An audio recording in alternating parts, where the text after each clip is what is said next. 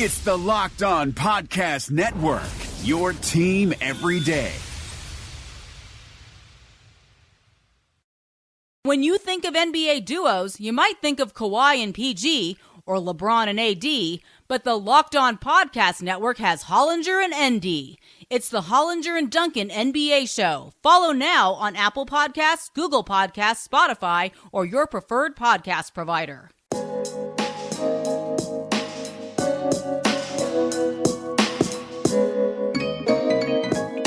Welcome, everybody, to the Locked On Lakers podcast. I'm Anthony Irwin. I'm joined by Pete Zayas. Pete, the Lakers, our Los Angeles Lakers, are 10 games above 500 right now.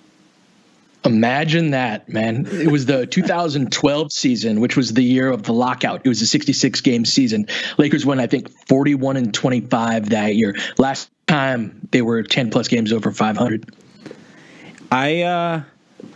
I legitimately didn't feel like we'd ever get back here again. Like, there were some stretches where you were just like, we are doomed to watch this. Like, maybe at best they'll be an okay team, but they are legitimately good. Like, they didn't play very well tonight, and they won against a team that very obviously wanted to beat them.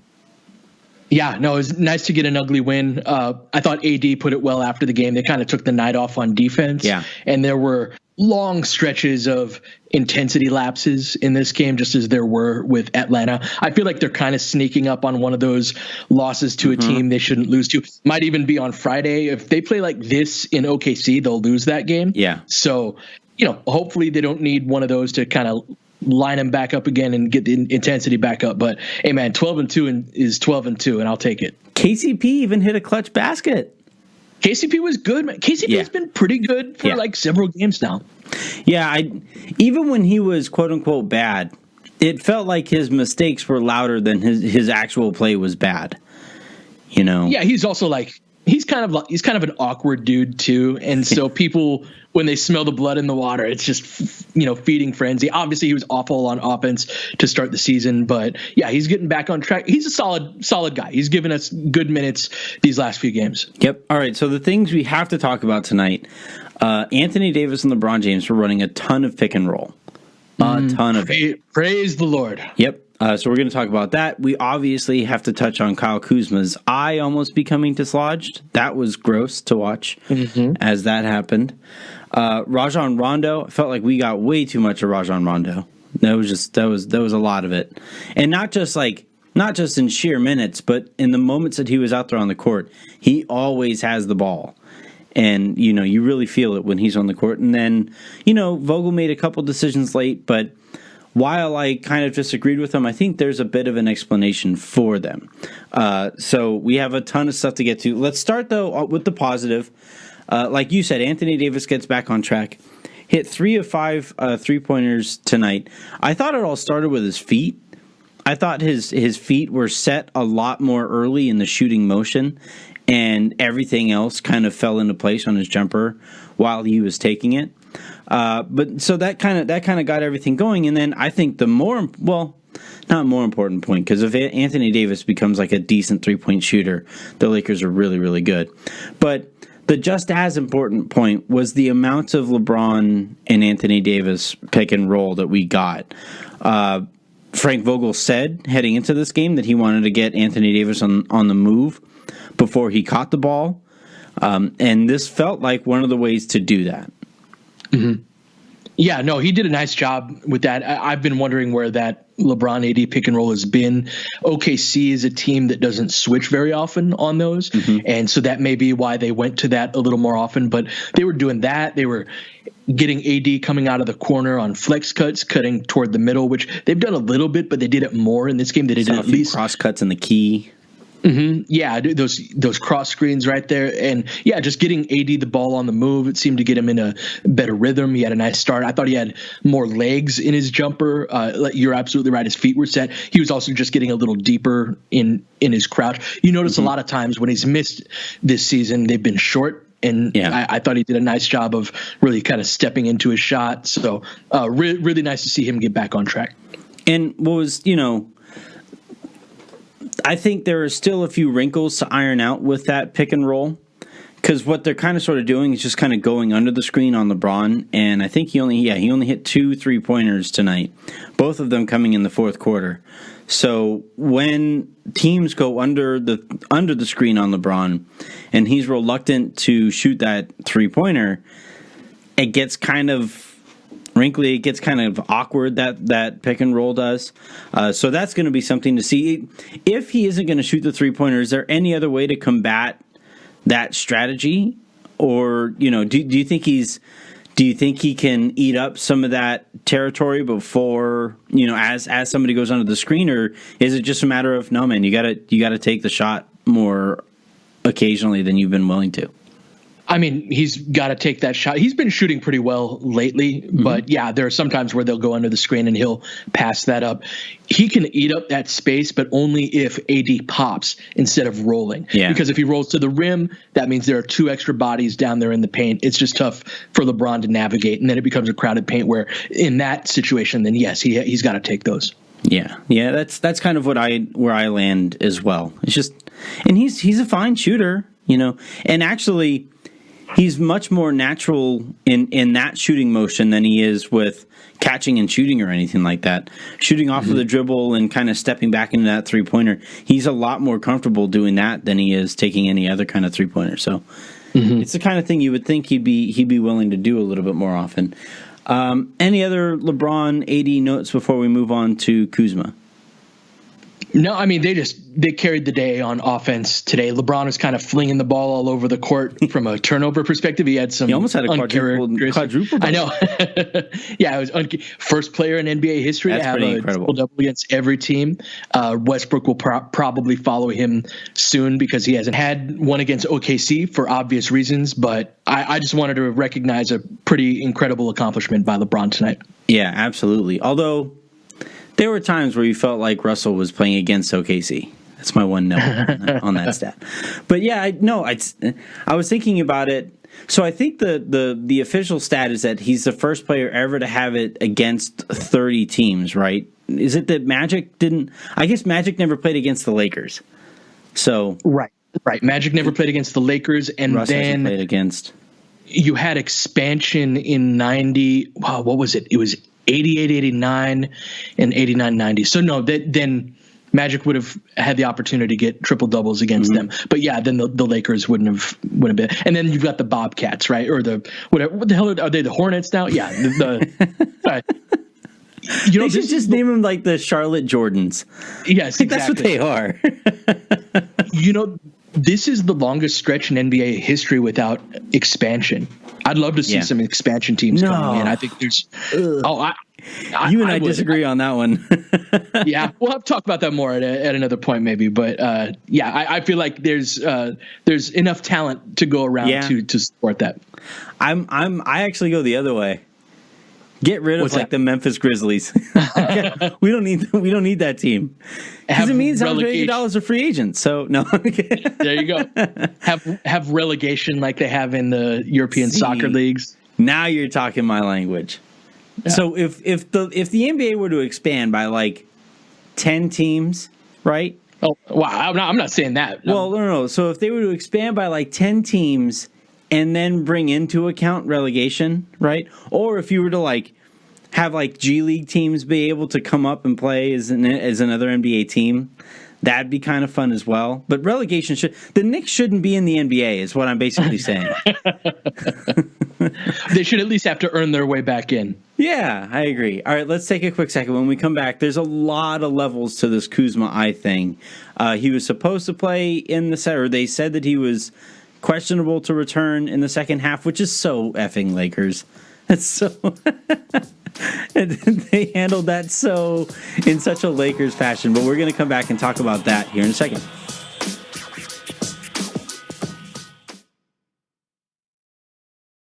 Your team. What's up, everybody? Welcome into Locked On Warriors. You are Locked On Bucks. Locked On Raptors. Locked On Nuggets podcast. Every day. On Monday. It's Taco Tuesday! on this Wednesday. Thursday looks great. Starting this Friday. When it comes to the biggest stories, The leading storyline to watch for. A couple things from the preseason have kind of piqued my interest even more in terms of how good this team can be. Draymond spoke with the media after the game, and I thought he had the right outlook when it comes to this. Yeah, that, means precisely nothing in the grand scheme of winning a championship, I guess, but you need to be locked on. That is LOCKEDON. Wherever you get your podcasts. In the Apple Podcast app. Google Podcasts. Spotify. It's all coming up on today's edition of Locked On Jazz. Ow! Locked On Podcast Network, your team every day.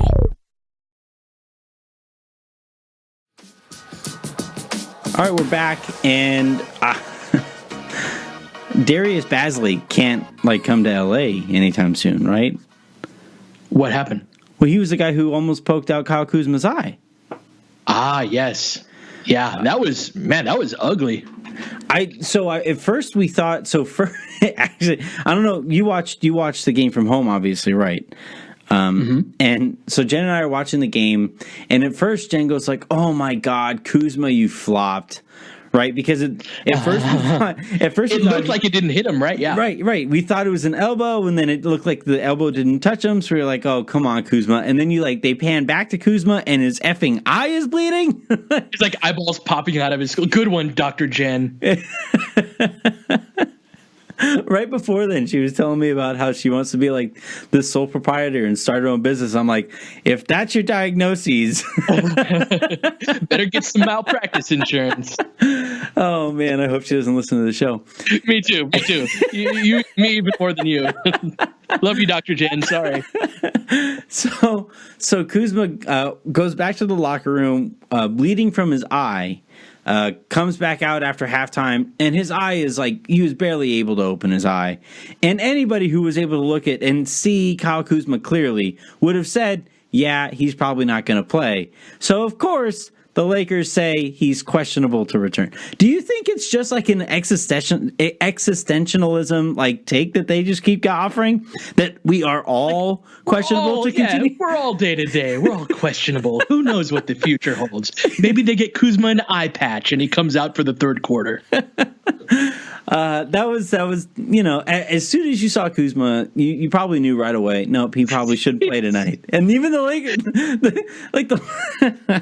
God bless you, Lakers. But no, they felt like they had to tell everybody that he was actually questionable.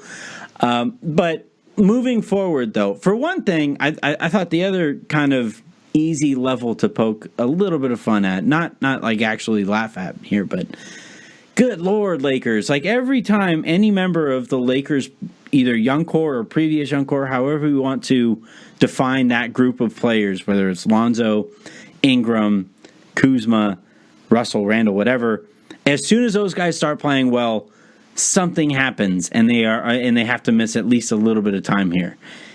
Why? I don't know, man. It's the weirdest thing. And Kuz has been relatively healthy up until this point. This has been the first year where he's had some kind of weird stuff happen to him with the stress reaction in his foot, and now this. Hopefully he doesn't have to miss much time. I know little to nothing about injuries in general, and even less about eye injuries. I just know that he looked like a Goonies villain in when he came out for the third quarter. So hopefully things work out. He came out saying, "Baby Roo."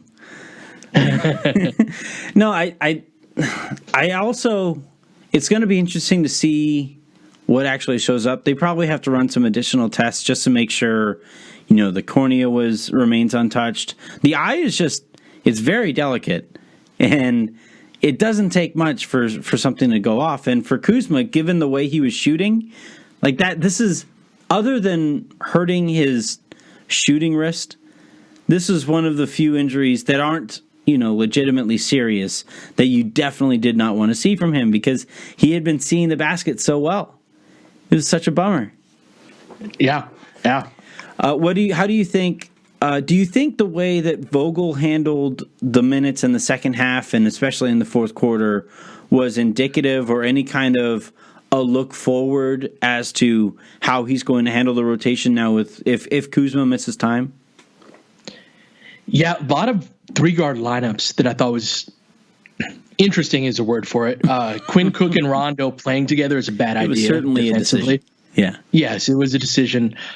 Dwight came out really early in the fourth. He didn't really play his normal minutes, although JaVale came in and closed the game for maybe the first time this season. Mm-hmm. And I thought that he was better than Dwight tonight, one of the few times this season where that's been the case. So I was fine with that. He took JaVale out for at least a few possessions toward the end when the Lakers went small and tried to switch everything. Actually, I think JaVale didn't close. I think they did close with 80 at the 5. Mm-hmm. But they those three-guard lineups. Right. Those 3-guard lineups, to me, 2 of those guards have to be good defenders because you get caught in so many cross-match type situations that if it's like Caruso and KCP with Rondo, okay, you can live with that if Kuz is going to be out. But like Quinn Cook or if Avery Bradley's healthy, right? Mm-hmm. If he's one of those guys, you can go small. But Cook and Rondo together, man, you're just asking for it. And I don't think it's any coincidence that Dennis Schroeder cooked the Lakers tonight. Cook is almost unplayable if he isn't hitting wide open 3-pointers. Bro, those shots. That's why he's here, is to make those shots. Yeah, it's really, and it was those kinds of open shots that just absolutely brutalized the momentum. Like it was, the ball rotates over to him. Everybody in Staples Center is ready to erupt. It rotates over to Quinn Cook. He shoots it wide open. And they weren't missing by much. They weren't missing. They weren't. It's not like right out of his hand you said shit. But it was. They're missing. And at the end of the day, it's a make or miss league. And if Quinn Cook is going to be out there, same goes for Troy Daniels. Frankly, if either of those guys are going to play any minutes and they aren't hitting their 3-point shots, they don't need to play.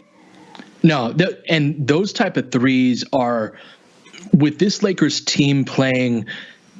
Some of the worst, your OKCs, Atlanta, and teams like that, they're trying to win these games by conserving as much energy as possible in the process. Like LeBron and AD both played 37 minutes in this game. And those type of shots there was one where the Lakers were up 9. It was actually back-to-back possessions or 2 possessions very close to each other where Lakers were on a bit of a run. They'd opened it up to about 9. And the idea when you've got a really good team that's trying to, not have your foot on the gas pedal the whole time is you've got these little 6-minute stretches, and we've seen this Lakers team do this where you go on a 24-6 run and now the game's over, right? Those are the type of shots that you got to hit in order for that to happen. That 9-point game becomes a 12-point game. They call a timeout. You got a couple more possessions. It's up to 16, and now that's your ball game. So yeah, Cook with the weaknesses that he has in so many other areas just has to hit those shots. Him and Daniels have both been a disappointment in that respect. Yeah, it's been kind of tough to watch, frankly. Like, this is going to sound insane, but I had more confidence in KCP knocking down that 3-pointer that he shot late in the fourth quarter than I've had with Quinn Cook or Troy Daniels hitting out and knocking down any of the wide open 3-pointers that they have had this season. That's probably not going to speak well to their chances of playing much moving forward. Let's take another quick second here. When we come back, I want to talk. We've kind of alluded to some of the decisions that Vogel made. I do think there's an explanation that extends beyond this game, and it's a point that you and I have made on a couple of different occasions regarding some of the decisions that Vogel has made this season. So there's an explanation that extends beyond this game, and it's a point that you and I have made on a couple of different occasions regarding some of the decisions that Vogel has made this season. So let's take a quick second. When we come back, we'll talk a little bit about Frank Vogel.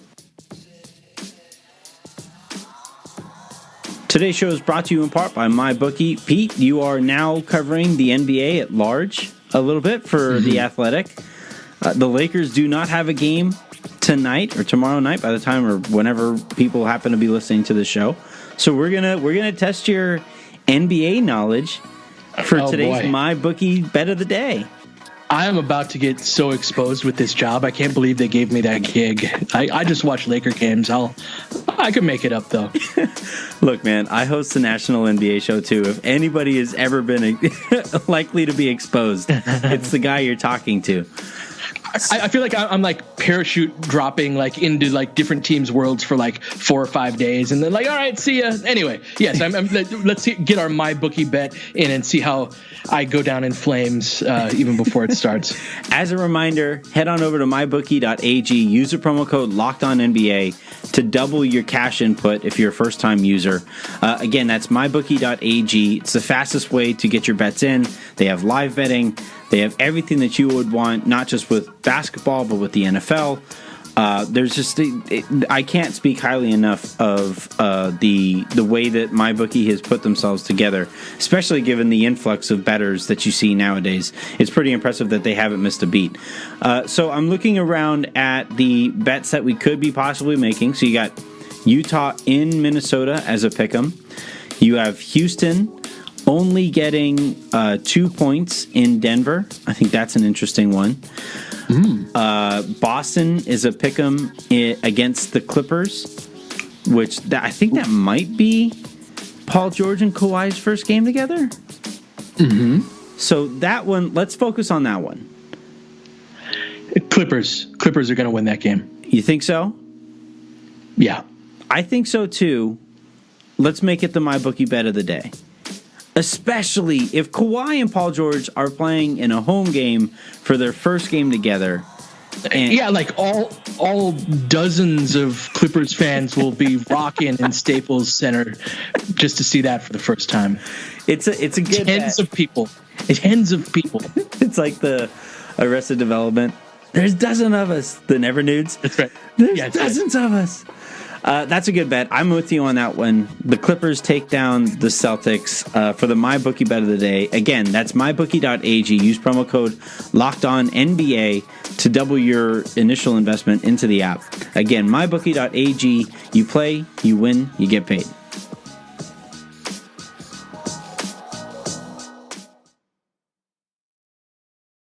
Hey, it's Noah Kozlov from Rejecting the Screen.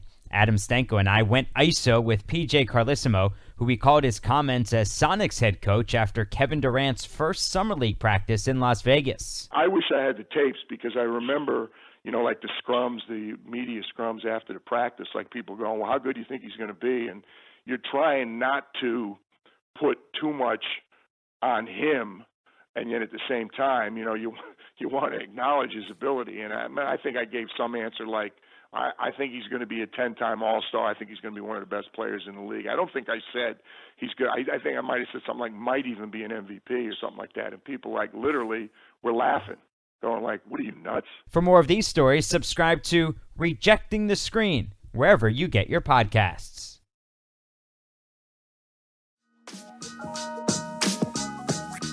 So this was bound to happen. I went on the Lake Show with Harrison, the weekly pod that we do for Silver Screen and Roll, and sang Frank Vogel's praises.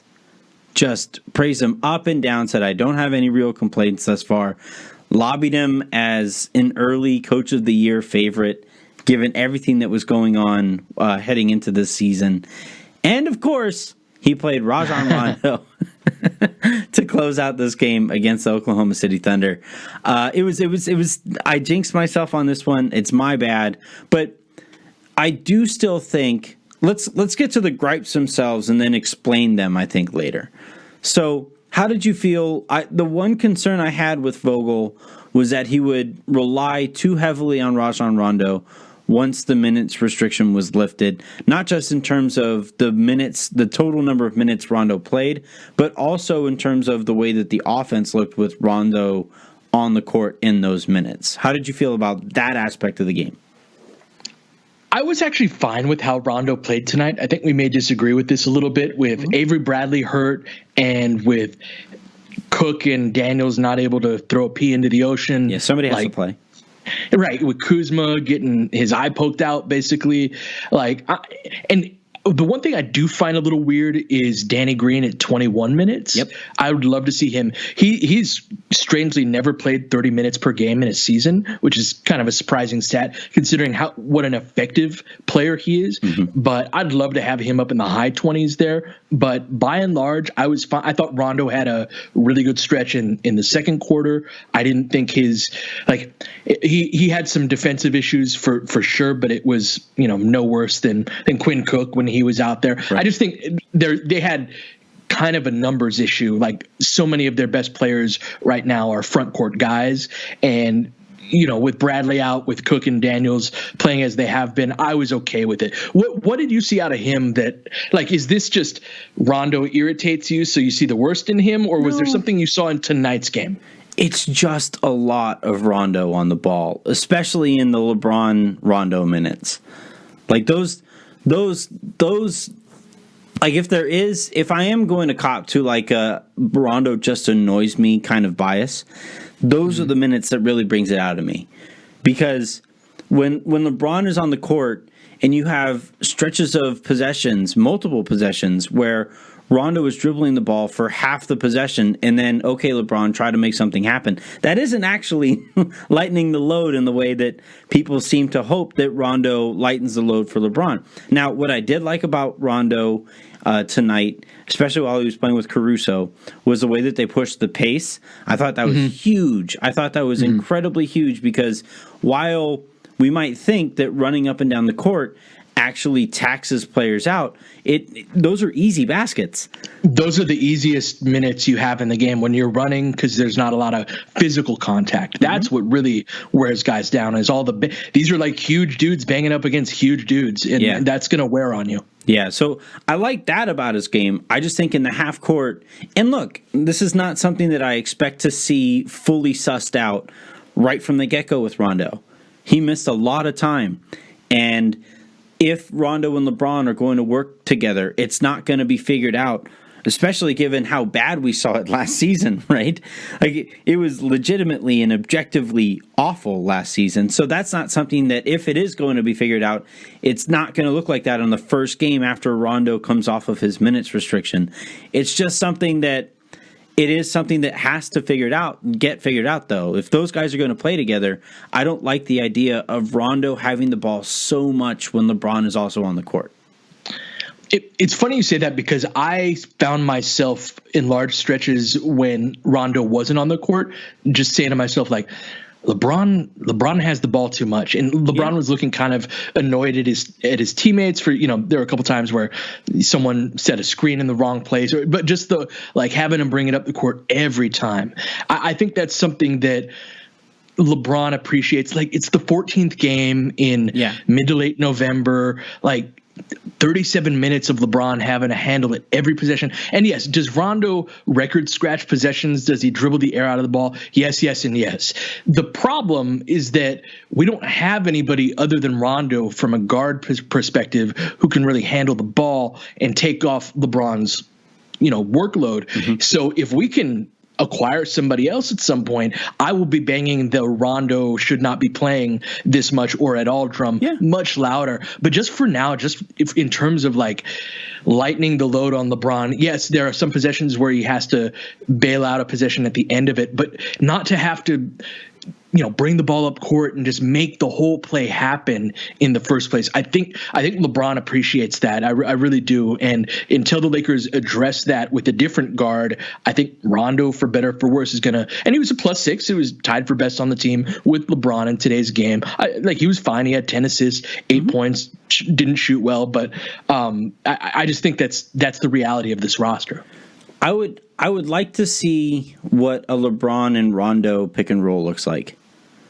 And they've run it a few times. They did it against Phoenix and looked good. LeBron is a big man in a big man role is usually a good, that's something where he can play make without having to be the only playmaker. So I'm right there with you on that. Yeah, I just, it's like I said, for one thing, I know we are not going to reach a point unless an acquisition is made that Rondo doesn't play. I also know that we aren't going to reach a point where Rondo and LeBron don't play at some point together because LeBron seems to really want that. Right. My thing is now, let's figure out what the best version of that looks like. And I don't think the best version of that is Rondo dribbling the air out of the ball the way that he did for stretches of the game while those guys were playing together. So what do you suggest, Anthony? What do you mean? I just said I would like to, if those guys are on the court together, I would like to see more LeBron and Rondo pick and roll. Oh, my bad. And then the other thing too is, look, again, I know this runs contrary to the player that Rajon Rondo is, but he has to be more willing to take wide open catch and shoot 3-pointers. He just has to. Mm-hmm. And yeah, so there were a few of those, man. Yeah, I think if you get those two things, I still think it'll wind up being a net negative combination on the season. But if you get those two things and those two things get kind of ironed out, it's less of a negative. It's at least so little a negative that it's explicable that LeBron would want to continue to go back to that. Yeah. No, that's fair. I also want to, but let's broaden our scope on this to wrap this thing up. The decisions that Frank Vogel made, specifically, not just the fact that JaVale was better than Dwight, because I agree with you on that point, but also like sticking with JaVale as long as he did and bringing Rondo back into the game and frankly continuing to play like a Quinn Cook despite his shooting woes. Like one of the points that you and I have made throughout this season is that with this team, with this version of the Lakers, it's not just about winning the individual game that they're playing. It's not just about coaching for that specific moment. It's also coaching in order to build a foundation so that as the season goes along, those guys that you need to rely upon, and if the Lakers don't make any acquisitions, they need Quinn Cook to hit shots. They need Troy Dan. One of those guys needs to be able to hit shots, right? Mm-hmm. JaVale can't get checked out over the course of the season.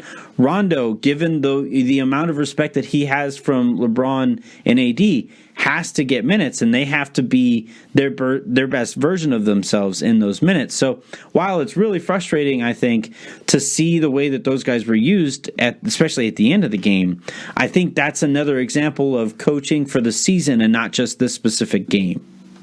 Yeah, no, that's exactly the case. They need Cook to step up. They need Daniels to step up. I think Cook is more because he can handle the ball a little bit. He can pass a little bit. He provides something, in that respect outside of shooting. But just as you brought up with JaVale, we've seen JaVale come around. We've seen KCP come around. This is the nature of role players. It's just we are 14 games into the season now, like 17% into the year. Mm-hmm. And I'm just waiting for – I think Quinn Cook had a really good game against the Bulls in that comeback. But, man, they have been few and far between. And so I get the decisions that Vogel is making, and I don't want him to tighten up the rotation yet. But – in some ways, there are enough guys struggling at the same position, along with an injury in Bradley, where his hand is forced a little bit. That's why I'm not like super frustrated about 27 minutes for Rondo, because I at least understand, even though if that's not what I would. Somebody has to play. Right, yeah, exactly. Yeah, it's an interesting concept that I don't think gets enough attention from the people from the coverage or analysis of a team, is that it's not just about coaching for any individual game. It's about understanding, given the way the roster is constructed right now, what you need from certain guys. And if you completely ditch those guys altogether, you're never going to get that from them. And it's right. important that it's important that they get something from those guys. Quinn Cook probably should ditch the braids. Yeah. I'm very superstitious and regarding shooting. I'm very superstitious regarding shooting, and for one thing, I can't recognize him out there. I thought he was Troy Daniels. Yeah, there was somebody he looked like where I was like, hey, that guy's not even on the team. But yeah, no, he looks like a different dude with the braids. He just helped me out here. I couldn't recognize him for stretches of the game, and he was missing shots. So just get rid of the braids and go back to the old hairdo. All right. Again, Lakers win a fun one, ugly one, weird one, but all the same, they pick up win number 12 compared to loss number 2, and they're 10 games over 500 for the first time in damn near a decade. So this is fun. We have a couple days off before we get back to action again Friday night against OKC. So if you have any questions, send them in the form of a 5-star review. I'll probably have a guest here to talk about the OKC matchup, seeing as the Lakers play them back-to-back. So look forward to that. But for now, have a great rest of your day. Make somebody else's. And we'll talk to you tomorrow.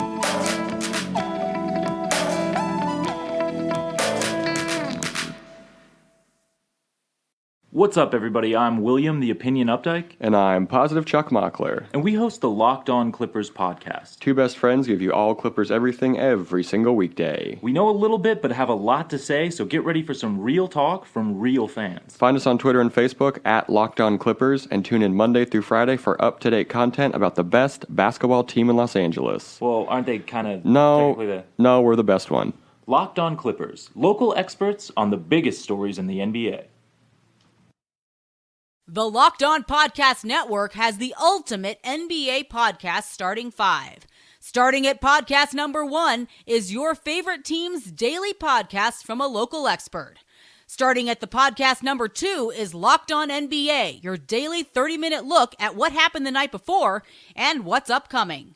At the number 3 spot is Locked On Fantasy Basketball, the number 1 fantasy basketball show in the land.